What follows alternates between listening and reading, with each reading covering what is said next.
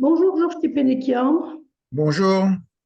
Donc vous étiez du voyage avec le ministre de la Défense, qu'on appelle ministre des Armées maintenant, donc Sébastien Lecornu, en Arménie dans le cadre de cette nouvelle coopération militaire entre la France et l'Arménie. Comment s'est passé ce voyage et quel est votre sentiment sur cette nouvelle coopération? Alors, donc vous étiez quelques-uns à être invités par le ministre de la Défense et vous avez rencontré le ministre de la Défense d'Arménie, Souleyman Papikian. Quel était l'objet de ce voyage? Quelle était l'importance de ce voyage aussi? Écoutez, c'était, je pense, à plusieurs échelles. La première, c'était un message qui se dessinait depuis quelques mois déjà, que la France avait décidé d'aider, de soutenir l'Arménie, pas seulement sur le plan humanitaire, pas seulement sur le plan des résolutions, pas seulement sur le plan diplomatique. Je rappelle que la France a soulevé au moins deux fois la question au Conseil de sécurité dans l'année qui a précédé. Donc, c'était de passer à une nouvelle étape et de soutenir vraiment euh, l'organisation de la défense de l'Arménie, ce qui présuppose en creux que l'Arménie pouvait être menacée. Donc ça, c'était clairement l'objectif qui s'est accompagné à la fois de matériel, un peu de matériel, j'y reviendrai, et puis de rencontrer sur place eh bien, euh, des hommes de troupes. Vous savez que ce mot est devenu très important depuis quelques jours, qui participent à former aussi des militaires arméniens sur le terrain. Euh, Il est prévu d'ailleurs dans cette même logique que plusieurs cadets puissent venir rejoindre l'école de Kohet Kidan pour se former aussi en France. Voilà, c'était ça le thème, je pense, qui s'annonçait et qui était l'objet du voyage. Alors, bon, cette visite, mais aussi la nouvelle coopération militaire entre les deux pays, pose un certain nombre de questions auxquelles on peut répondre sur plusieurs niveaux. Euh, une des questions qui me vient, c'est comment s'est fait euh, cette nouvelle politique, comment s'est construite cette nouvelle politique de coopération militaire, parce qu'il y a encore un an ou deux, ça relevait du genre un peu fantastique. Quand on disait il faut aider militairement l'Arménie, on avait l'impression qu'on parlait de choses absolument impossibles. Et aujourd'hui, peut-être pas tout à coup, bien sûr, mais l'évolution des choses a fait que aujourd'hui, la France a décidé d'aider l'Arménie. Bon, bien entendu, c'est une aide défensive, c'est-à-dire pour des armements défensifs. On ne sait pas exactement en réalité quel est le contenu effectif de cette aide, de cette coopération. Il ne s'agit pas de dons, bien sûr, il s'agit de vente. Je ne sais pas s'il s'agit de vente à des prix préférentiels. Je ne suis pas au courant. En tout cas, on n'est pas au courant. Ce n'est pas public. Et on est tout de même intrigué de voir comment la France a changé de position. Qu'est-ce qui a joué un rôle important pour ce changement de politique?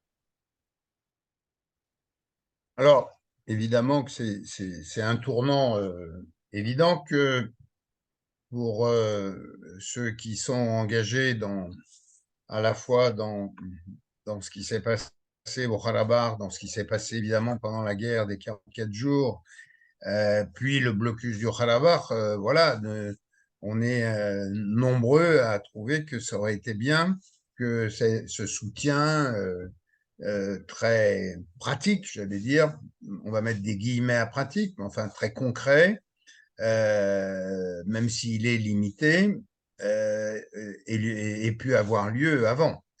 Je tiens à préciser que déjà en amont, quand Anne Louillot était l'ambassadrice de France en Arménie, dans le courant de l'année 2000, que je dise pas de bêtises, 22, oui, 2022, euh, on avait fait, le conseil m'avait fait remarquer que si on pouvait soutenir l'idée, l'absolue nécessité qu'il y ait un conseiller défense auprès de l'ambassade.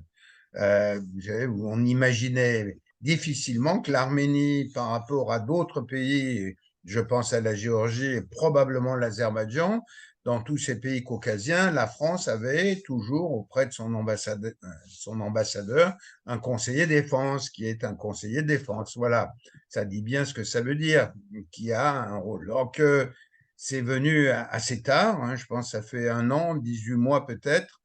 Euh, on a été plusieurs à souligner ça auprès du président de la République, je pense, et finalement, je pense, le premier pas dans ce qui se déroule aujourd'hui a été d'envoyer un conseiller de défense auprès de l'ambassadeur en Arménie. Donc ça, c'était un tournant. Après, il y a eu toute la période de l'aide médicale de la France après la guerre. Il y a même un conseiller du Quai d'Orsay qui est détaché auprès du ministère de la Santé, cette fois, pour organiser et superviser un peu l'aide de la France. Il y a eu un autre voyage auquel j'ai participé avec la ministre de la Culture, Rima Abdul-Malak.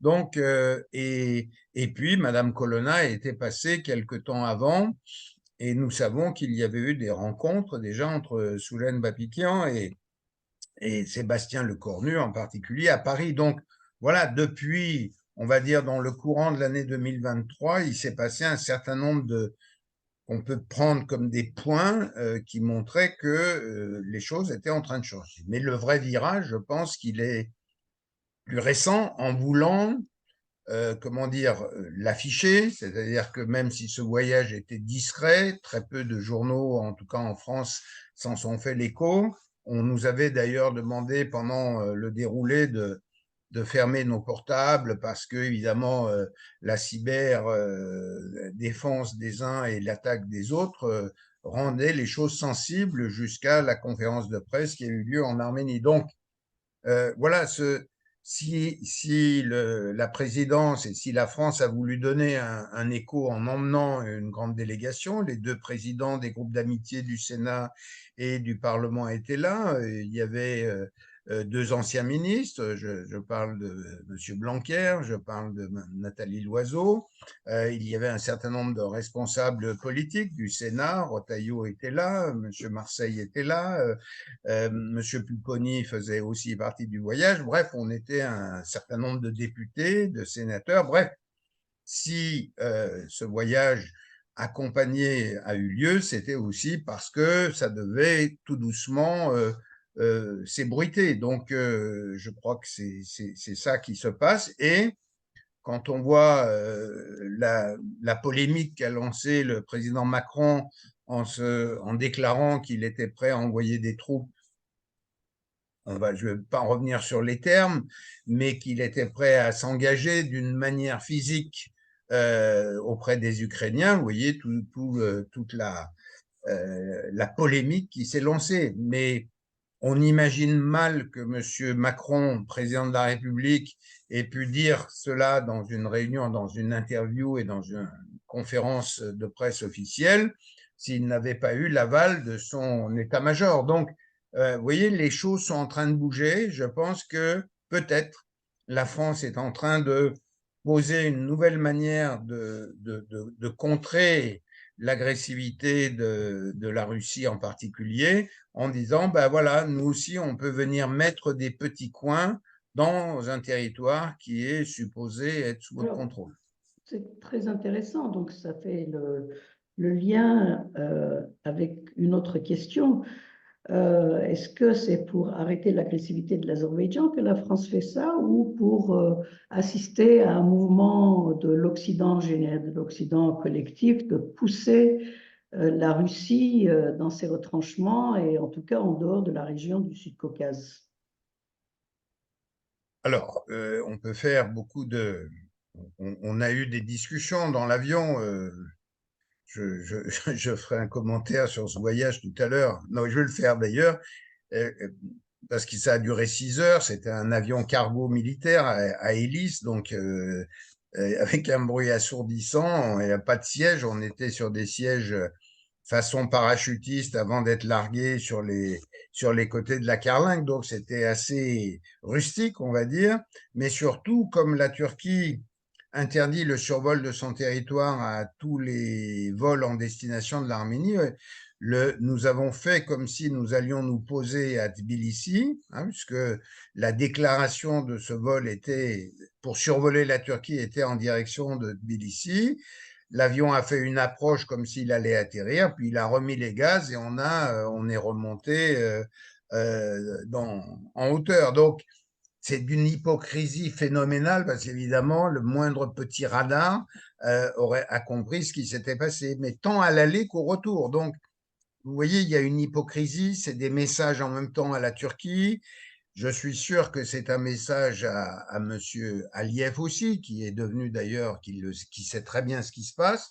Mais je pense que la cible actuelle dans cette doctrine, et je rapprocherai en tout cas à titre de là où je suis, je pense qu'il y a une doctrine qui est que de toute façon, dans tout ce qui concerne le Caucase, Monsieur Poutine reste le maître d'œuvre. Donc c'est à lui qu'il faut envoyer des messages. Aliyev, bien sûr, mais je pense que ceux qui peuvent retenir la main et le bras armé de M. Aliyev sont à Moscou et probablement à Ankara. Donc, c'était un message aussi, certes symbolique, mais qui dit, voilà, on est capable de faire ça. C'est pas avec qui a été livré que l'Arménie va gagner la guerre. D'ailleurs, le ministre l'a très bien dit pendant la conférence de presse, qu'a repris d'ailleurs Soulen Babikian en disant mais nous nous organisons pour notre défense, donc ceux qui doivent prendre mal ce qui se passe là sont ceux qui ont des idées d'agression. Donc voilà, aucun pays n'a été cité, mais c'était à bon entendeur. Nous avons le droit d'organiser notre défense. Ceux qui doivent comprendre le message, c'est ceux qui envisagent de nous agresser. Voilà, je pense que j'ai trouvé quand même que les choses étaient assez bien dites par Sébastien Lecornu et aussi par le ministre actuel en Arménie. Alors, donc Emmanuel Macron, lors d'une dernière conférence de presse, a affirmé qu'il y aurait un support continu de la France à l'Arménie avec des armes défensives et il a souligné l'importance de l'intégrité territoriale et l'inviolabilité des frontières de l'Arménie et des pays de la région, pas uniquement de l'Arménie. Donc c'était un message un peu plus diffus sur la question de l'agression du territoire de l'Arménie par l'Azerbaïdjan aujourd'hui. On se pose aussi donc la question de savoir quel est le prix à payer pour l'Arménie pour avoir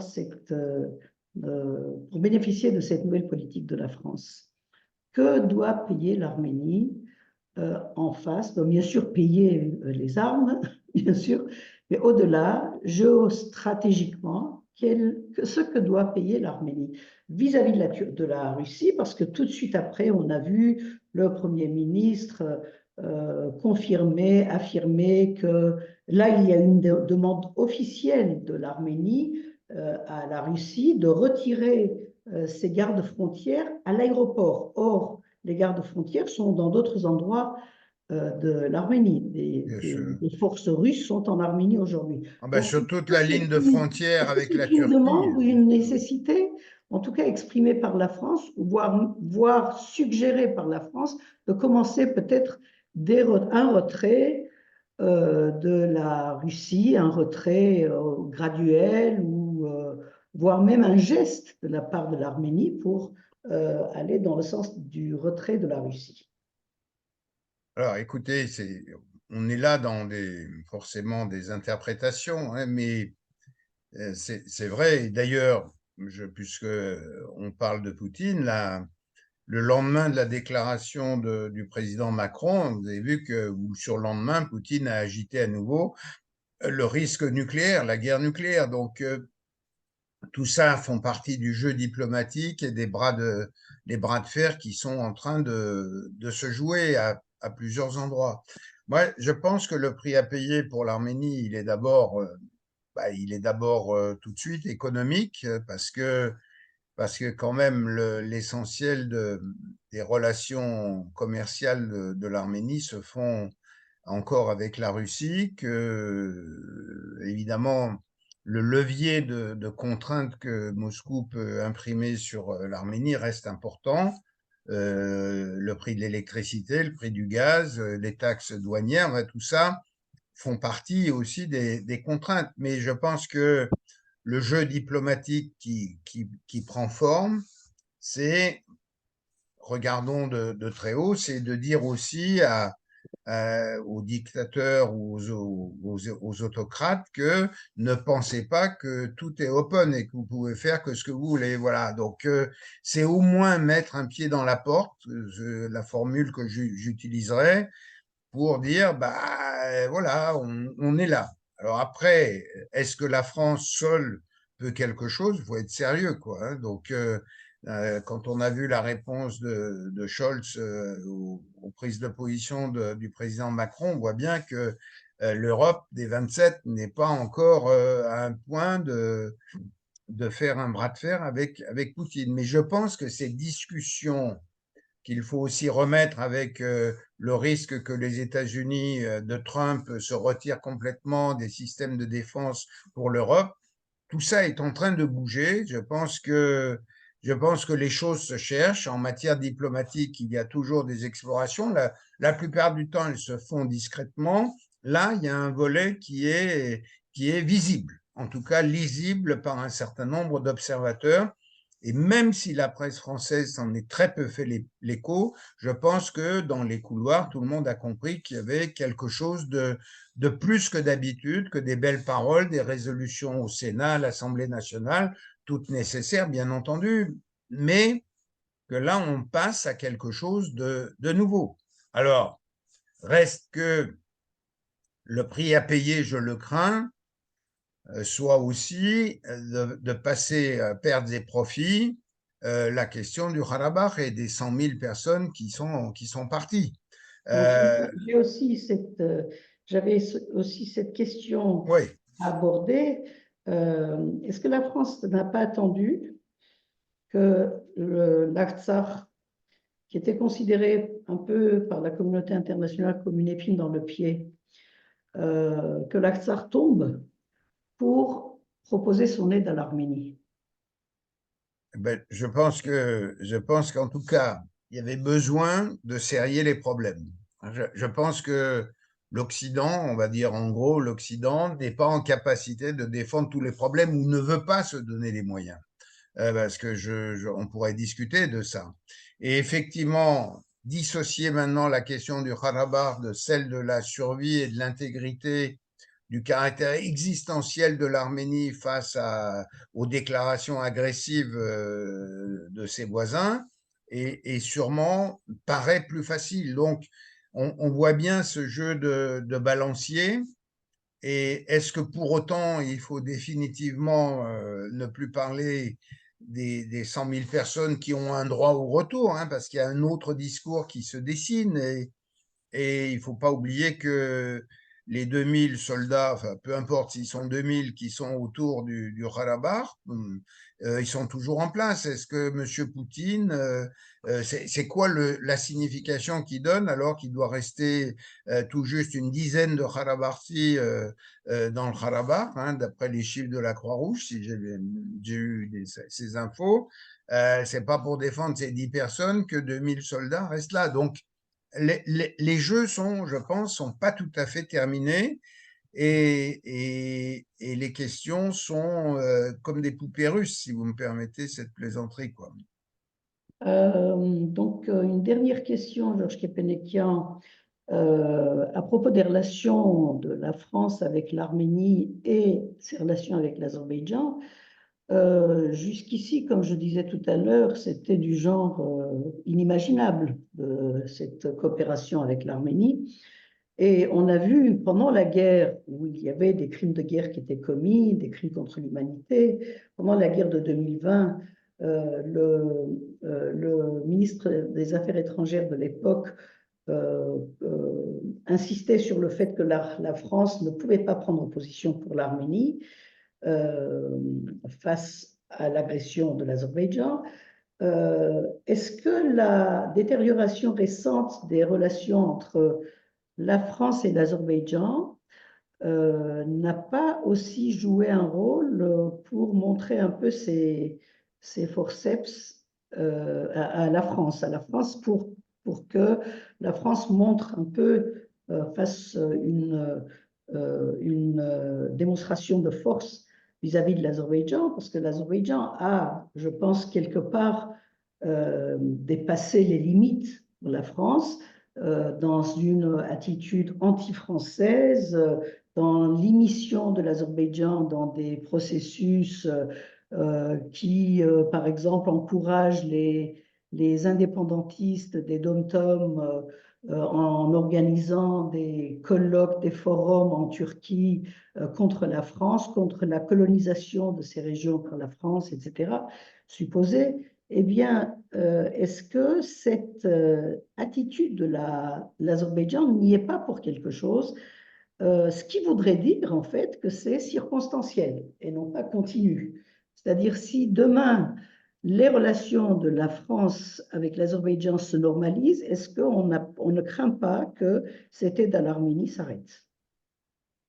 Et franchement, déjà, vous l'avez rappelé, hein, l'hypothèse que cela arrive il y a encore un an, on était loin de l'imaginer. Donc, vous voyez, je pense qu'on est dans des enjeux de géostratégie, de géopolitique qui sont beaucoup plus volatiles qu'ils ne l'ont jamais été. Je pense qu'il y a sûrement des choses du temps long en profondeur, et puis il y a les effets de mousse à la surface des vagues. Donc, je ne sais pas, mais je n'arrive pas à penser que l'Occident, je ne veux pas mettre que la France prenne tout à fait M. Aliyev au sérieux tout seul. Ah, ben, les rotomontades de Aliyev contre la France, les manipulations, l'argent qui est mis sûrement dans des réseaux sociaux, dans la cybersécurité, tout ça est une réalité, mais à mon avis, c'est plutôt la sphère ex-soviétique, j'allais dire, la Russie qui est l'avressible, celui qui peut arrêter, je pense, même si c'est pas si simple. Hein. Moi, je glisse là ce qui s'est passé, la réunion de l'OTSC à Astana au mois de décembre. Où quand même le président kazakh, pour la première fois, a fait le discours d'accueil en kazakh. C'était juste une manière, ça c'est jamais arrivé. Très peu d'observateurs ont constaté ça. C'est aussi une manière pour quelques pays, dont le Kazakhstan, dont le Turkménistan, dont le Kyrgyzstan, qui sont pas très content de l'évolution de Poutine pour régler au sein de cet organisme les tensions.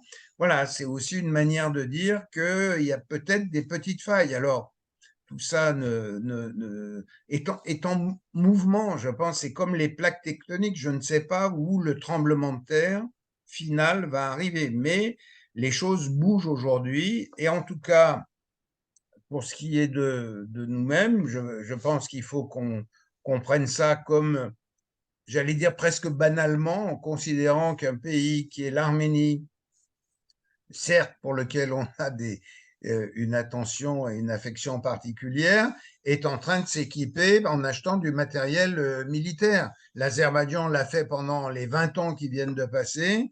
D'autres pays, la Géorgie, je suis sûr, le fait. Les pays baltes le font. Donc, il ne faudrait pas non plus qu'on surinterprète et qu'on dise c'est bien que le gouvernement actuel mette quelques milliards pour acheter des choses. Après, il faut se dire aussi, ce qui a peut-être pas été assez fait avant, c'est de mettre en ordre une armée, celle de l'Arménie. J'ai découvert que l'Arménie a 17 000 officiers. La France en a 10 000 d'officiers généraux, hein, je parle de très haut. Donc, il y a quand même, ça dit des choses. Vous voyez, on n'a pas encore guéri le système soviétique ou les prolongements du système. Donc, il y a beaucoup à faire pour que la défense, c'est pas qu'une question d'argent, c'est aussi comment une nation et toute la nation considère que la défense du territoire lui incombe d'abord. C'est que on arrête de penser qu'il y aura toujours un parapluie pour nous aider. Merci beaucoup pour cet entretien, Merci. Georges Kepenekian, pour nous donner votre avis sur cette nouvelle coopération militaire entre la France et l'Arménie. Merci.